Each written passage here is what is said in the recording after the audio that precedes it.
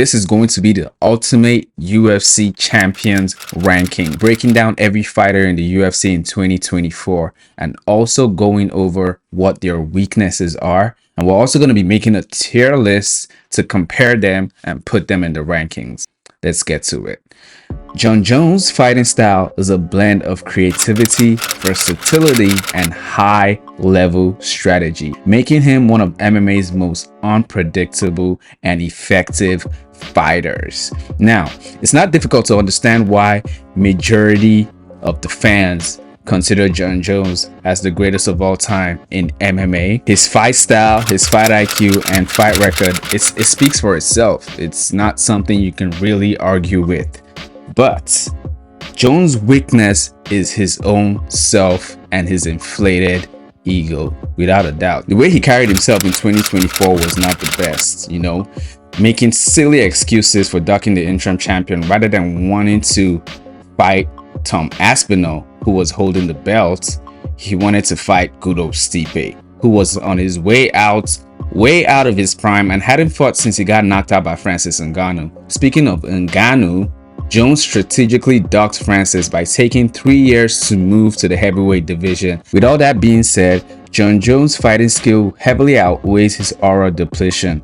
Therefore, we're going to be ranking him as an A tier fighter. The interim heavyweight, Tom Aspinall.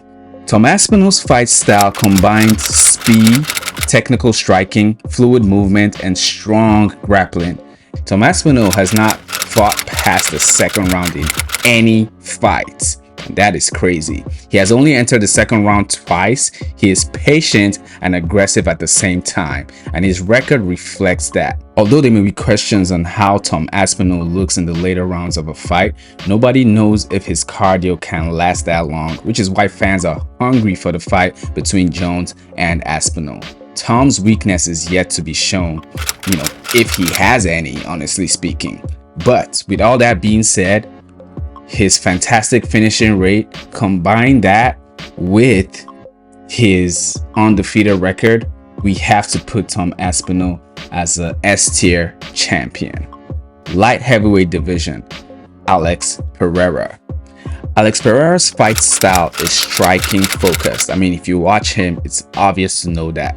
Built on his elite kickboxing background, he excels in precision, power, and range control. With a devastating left hook, his main strength lies in dominating the stand-up.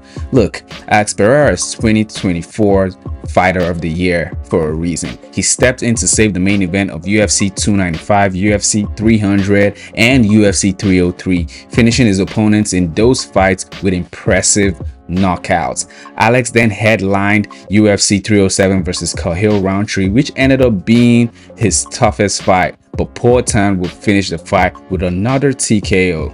Talk about aura maxing.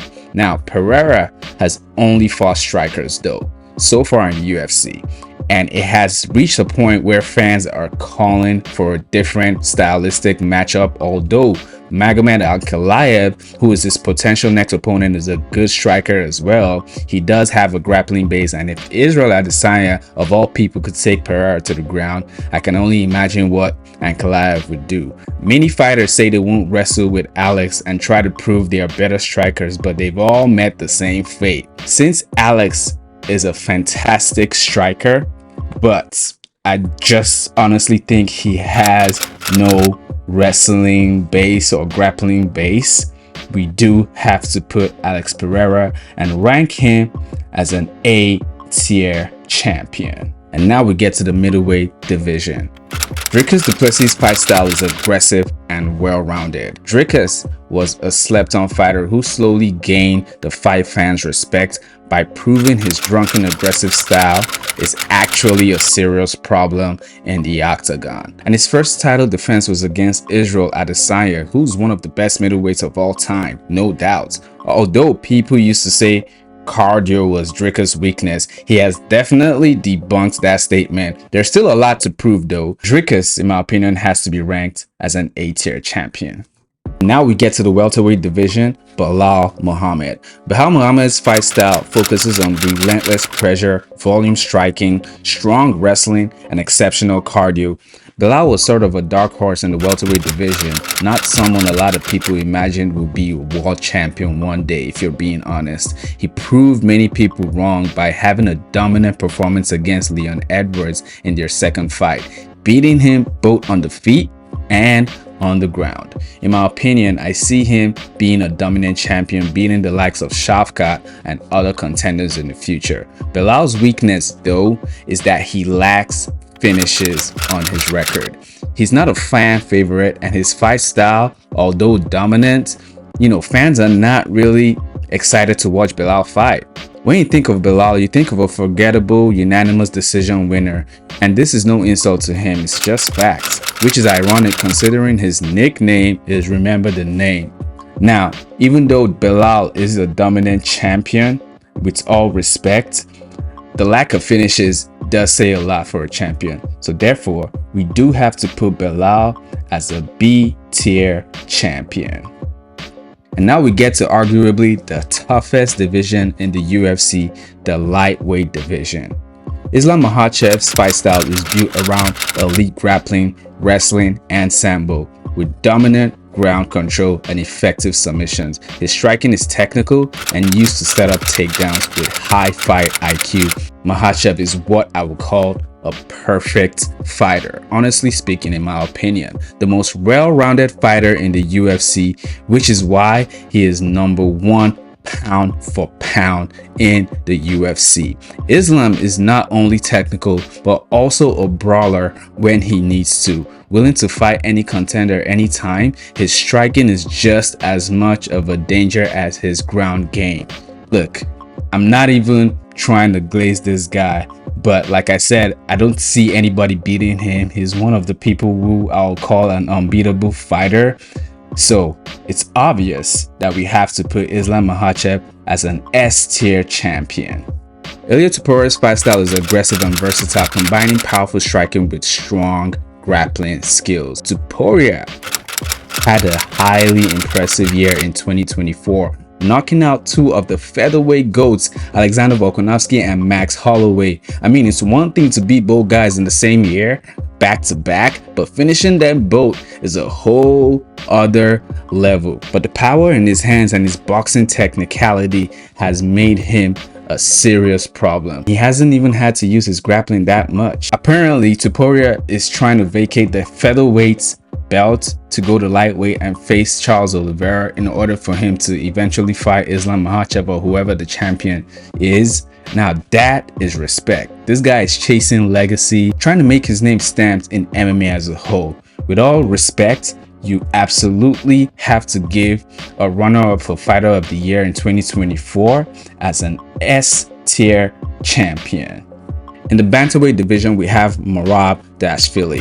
Merab's fighting style is defined by relentless pressure, high volume striking, and exceptional wrestling. Merab has slowly built up one of the best bantamweight resumes in the UFC, beating 4 former fan favorite champions. Now that is a ridiculous thing to achieve. He is so dominant in his performance and arguably has the best cardio in all of MMA. Merab's weakness, though, is he isn't really well-rounded as a fighter, and I think he massively lacks finishes, just like Belal Muhammad. In my opinion, he's gonna have a very interesting test facing Umar Nurmagomedov. That is an interesting matchup for sure. Unfortunately, Merab is in one of the toughest weight classes, and I don't know how long he's gonna hold that belt, but we shall see. With all that being said, we have to put Merab as a B tier champion. In the flyweight division, we have Alexandre Pantoja. Pantoja's fight style is a versatile blend of technical striking, elite Brazilian jiu-jitsu, and wrestling.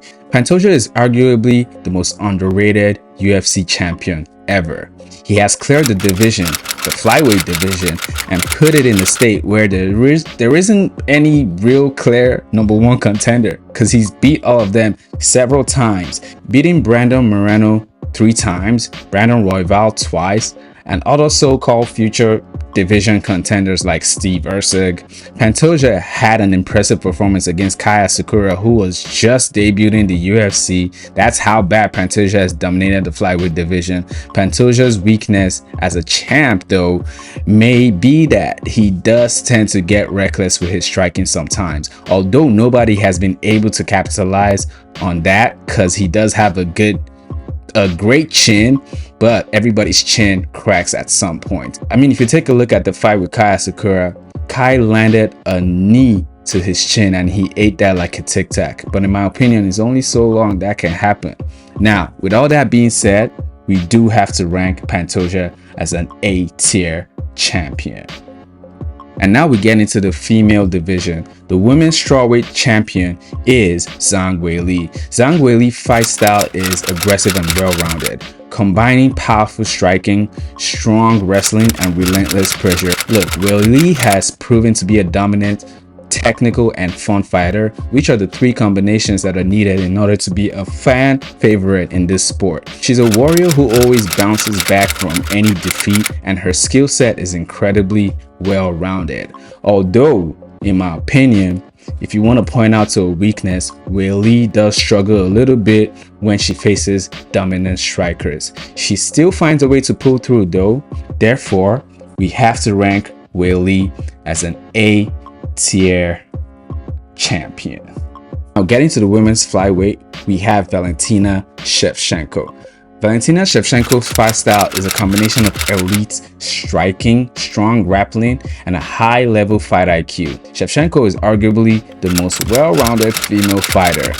It's funny because last year I would have put her as an A-tier champion, but recently she's shown that her fight IQ is still intact. She knows how to correct her mistakes, which is something a lot of fighters don't do. Therefore, Valentina Shevchenko, in my opinion, absolutely has to be put as an S-tier champion.